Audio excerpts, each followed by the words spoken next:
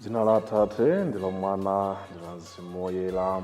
Ambuye akhale nanu, akhalenso ndi mzimu wanu.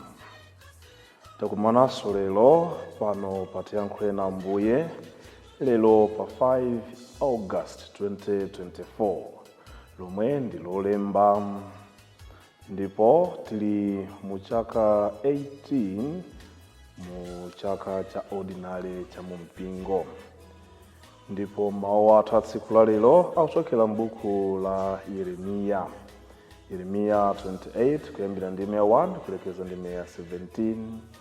Amene akutiwerengera mawu oyamba ndi a Emmanuel Silumbo kuchokera ku Dwangwa Outstation St. Barnabas Parish mu Archdiocese ya Lilongwe. Komanso uthenga wathu wabwino kuchokera mu uthenga wa Mateyu mutu 14 ndime ya 13 kulekeza 21. Amene akutiwerengera mawu a mthenga wabwino komanso kutigawira mawu ndi Reverend Father Gift Selemani kuchokera ku Bembeke Cathedral mu Diocese ya Dedza. Tiyeni tikhale limodzi ndi kusinkhasinkha mawu amu.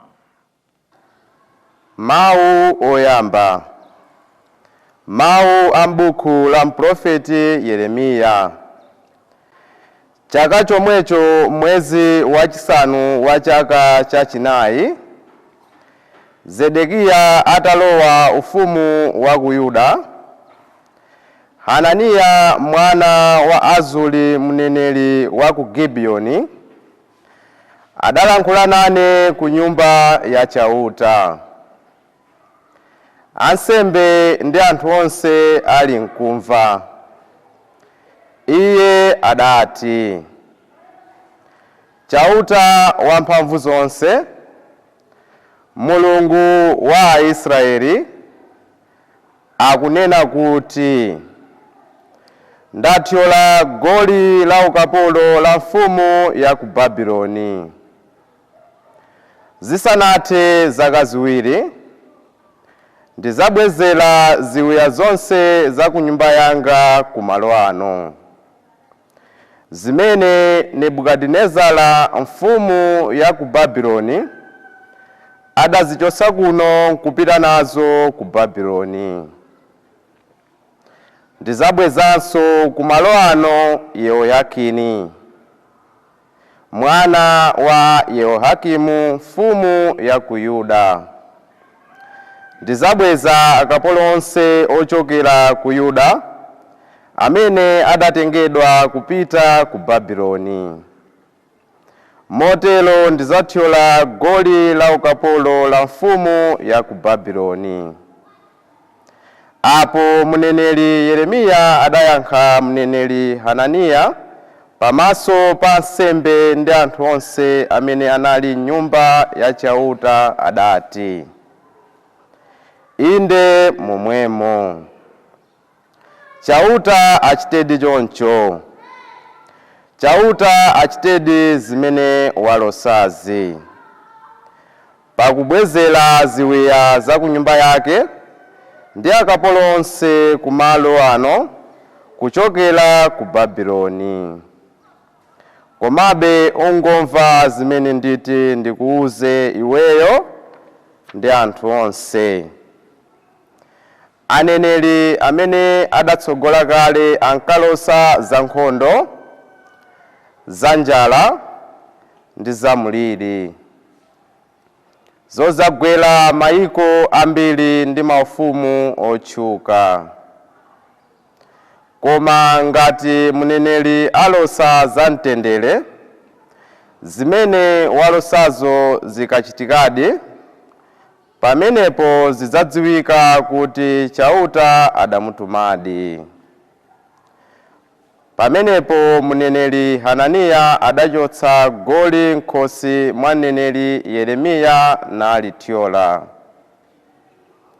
Adauza anthu onse kuti, chauta akuti, umu ndimo mmene ndidzathyolere goli la ukapolo la Nebukadinezara, mfumu ya ku Babuloni.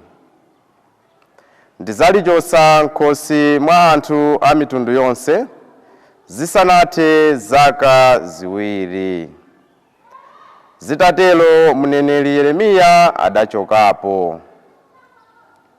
Patapita nthawi pang'ono, Hananiya atathyola goli m'khosi mwa Yeremiya, chauta adauza Yeremiya kuti, pita ukamuuze Hananiya mawu a chauta akuti, iweyo wathyola goli la mtengo, m'malo mwake ine ndidzayika goli la chitsulo. Chauta wamphamvu zonse, Mulungu wa Israeli, akunena kuti, ndayika goli la chitsulo m'khosi mwa anthu a mitundu yonseyi, kuti azitumikira Nebukadinezara, mfumu ya ku Babuloni. Azatumikiradi, ndipo ndampasanso ulamuliro ngakhale pa nyama zakuthengo. Tsono Yeremiya adauza Hananiya kuti, mvera iwe Hananiya, chautatu sadakutume, ndipo iweyo wanyenga anthu kuti azimvera ulotsi wabodza. Chifukwa chake chauta akunena kuti, chenjera ndidzakuchotsa pa dziko lapansi, ufa chaka chino chisanathe, chifukwa chakuti wakhala ukulalikira zopandukira chauta. Zidachitikadi kuti mneneri Hananiya adafa chaka chomwecho, mwezi wachisanu ndi chiwiri. Mawu a Ambuye. Tithokoze Mulungu.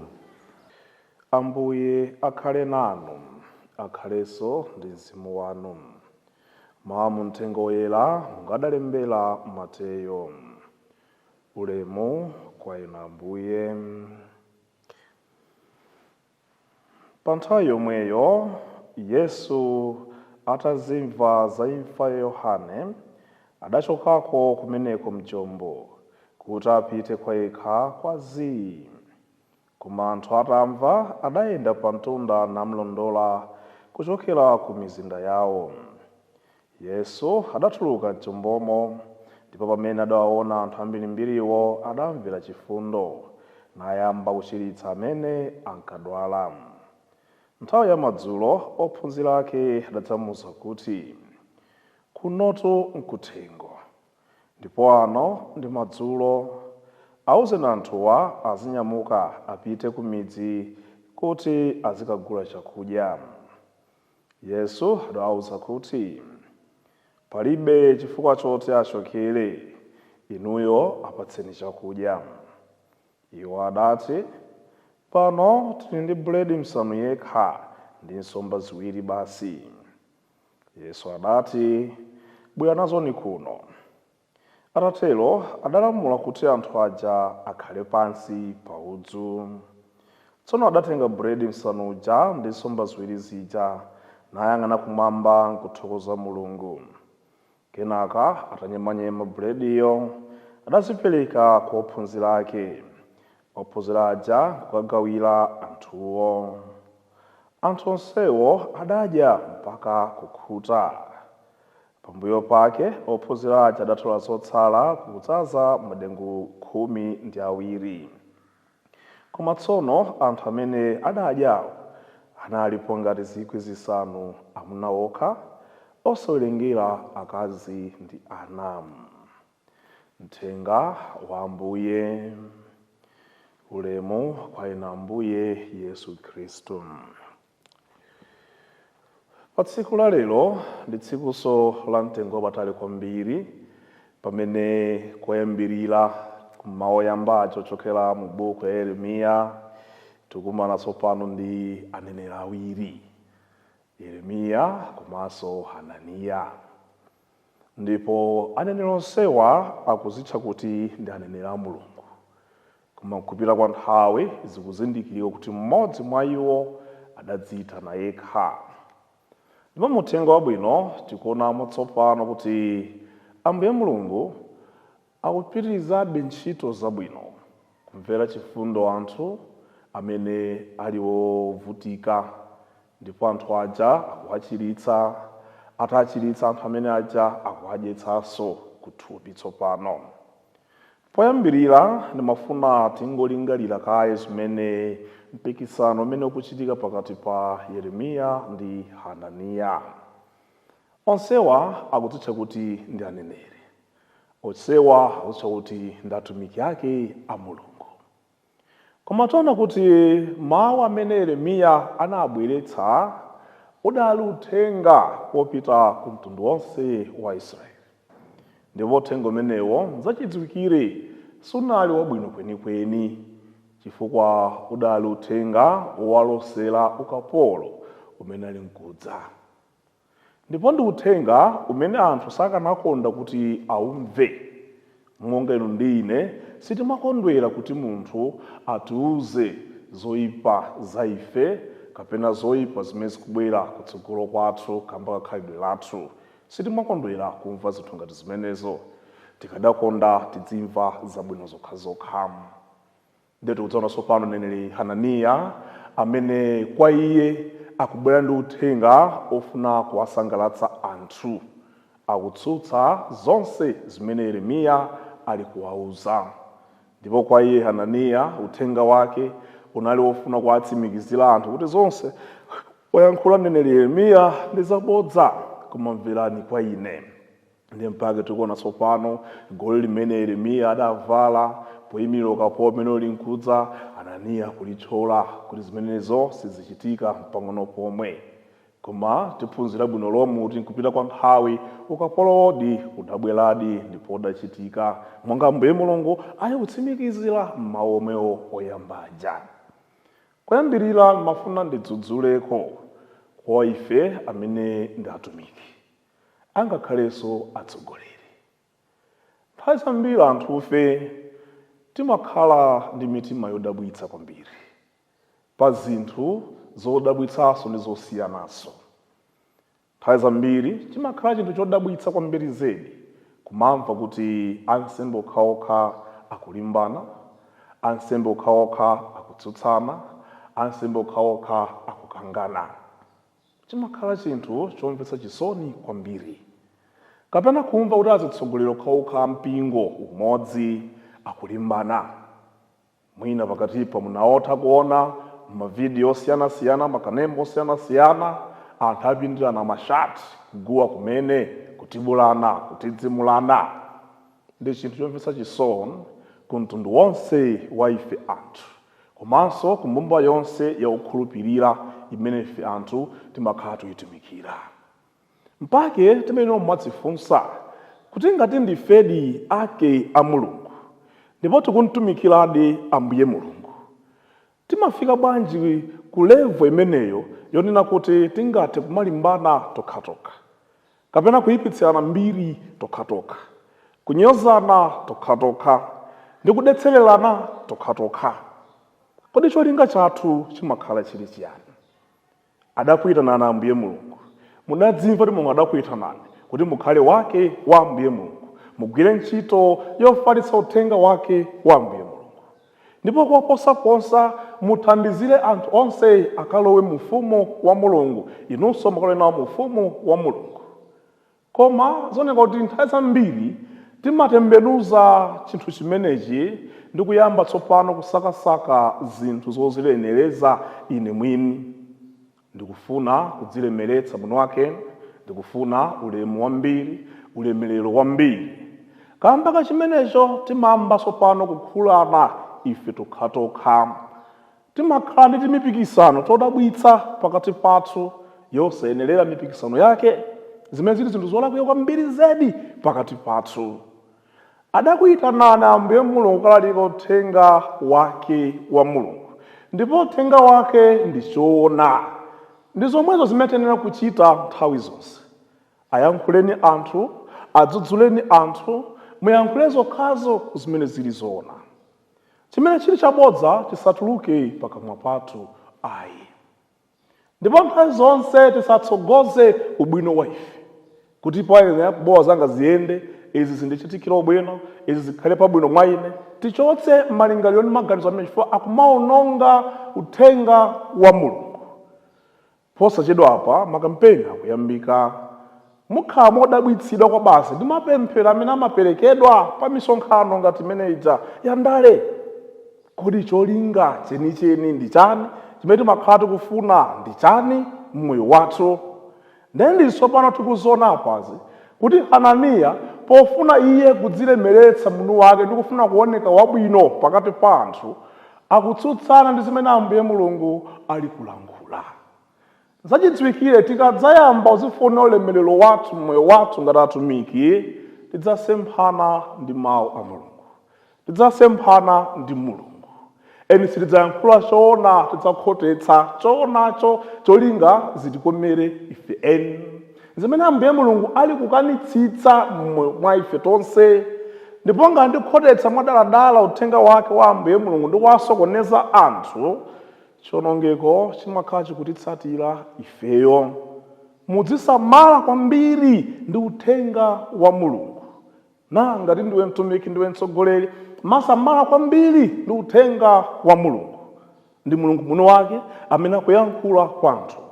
Kwa ife wangotipatsa udindo ndi ntchito yoti tithe kuwasamalira anthu ake.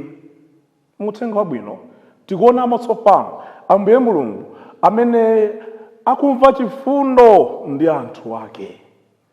Iye mwini ataona anthu aja akuyamba ndi kuwaphunzitsa, kuwaunikira za Mulungu.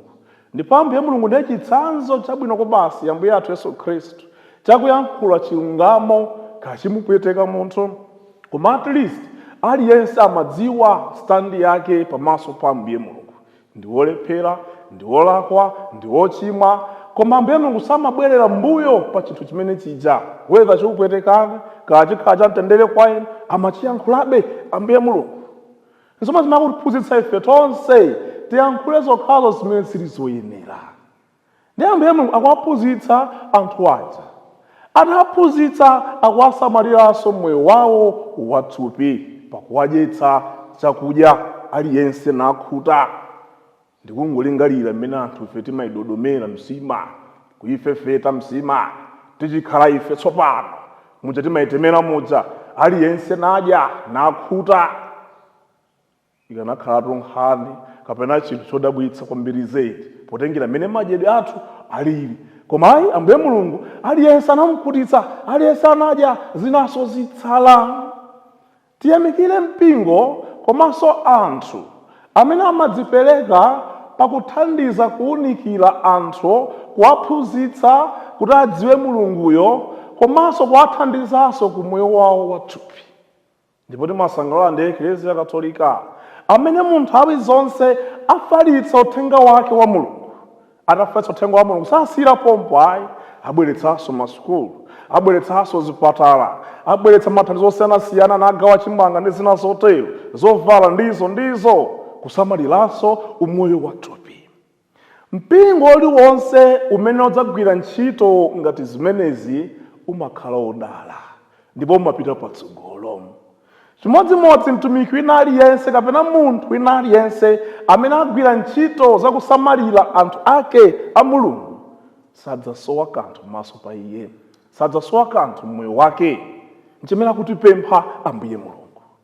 Ndi mwa zonse zimene ife anthu tili nazo mmoyo wathu, tisamaone ngati kuti ndi zochepa kuti siningathe kuthandiza na kufikira anthu enake. No way. Ambuye Mulungu akuchulukitsa zochepa zimene iwo ophunzira malo ndi zochepa, tisomba tochepa, kabuledi kochepa, akupemphera zimene zija nazichulukitsa aliyense nadya nakhuta. Abale anga okondeka, Mulungu adatipatsa zokwanira pa dziko lapansi pano. Koma kuti dyera limene ife anthu tili nalo timamba kuphanga mwa zinthu zimene ife tomwe zinenoti zitikwanire tonsefe, mpaka zimakhala zikutiperewera. Koma zachidziwikira Ambuye Mulungu adalenga china chilichonse choti chithe kumukwanira wina aliyense pa dziko lapansi pano. Ndipo tikamaona tsopano gap pakati pa anthu olemera ndi osauka, imangosonyezeratu umbombo komanso kusonyezeratu mchitidwe olakwika umene ambiri ife tili nawo ongofuna kuphanga. Zochepa zimene inu muli nazo zimene tili nazo pa dziko lapansi pano zingathe kukwanira ndi kuthandizira munthu ina aliyense. Tiziyamika Ambuye Mulungu amene amatipatsa zinthu zimenezo. Timatolera masika posachedwa pano, kukhulupirira machechi ambiri, mapacha ambiri atolera masika. Timatha kuona kuti ena amene akolola ndithu akubwera mowirungula, mosisitika, kapelo ka 5 liters. Akolola ndithu tukoma akubisa kunena kuti hayi chaka chino zativuta. Ambuye Mulungu akupemphabe kwa ife tonse tikhale nawo mtima wakutha kugwiritsa ntchito zochepa zimene tili nazo moyenera kuti zithe kupindula anthu ena, ndipo Ambuye Mulungu amatisamalira mu zinthu zimene zija. Mtima walioma wakaligwiritsitsa umbombo umangononganso zinthu zimene tili nazo zija. Pa tsiku la lero lolemba tipempha Ambuye Mulungu atithandize ife tonse kuzilingaliranso mmoyo wathu, koyamba pakukhala atumiki ake enieni otsogoza choona pamaso pa anthu komanso pamaso pa Ambuye Mulungu. Ndipo kachiwiri okonzeka kugwiritsa ntchito zochepa zimene Ambuye Mulungu atipatsa kuti zithe kupindulira anthu onse, ndipo ife tomwenso yemwe Ambuye Mulungu adzatisamalira. Mulungu wamphamvu zonse adalitse mawu akewa. Amen.